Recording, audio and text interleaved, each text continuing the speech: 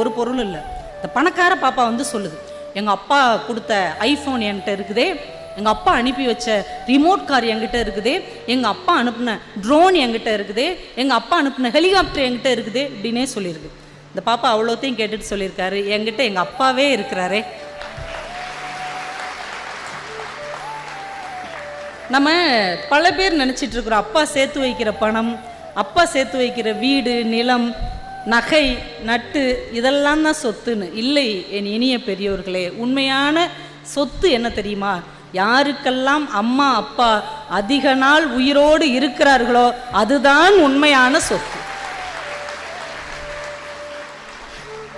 கோடீஸ்வரன் அப்படின்னா ஏதோ அம்பானி அதானி அவங்கெல்லாம் கிடையாது. யாருக்கெல்லாம் அப்பா பேரன் பேத்தி கொள்ளு பேரன் பேத்தி எடுக்கிற வரைக்கும் அப்படி ஆரோக்கியமா இருக்காங்களோ அவன் தான் உலகத்தின் மிகப்பெரிய கோடீஸ்வரன். அப்பாவை விட என்னங்க பெரிய சொத்து?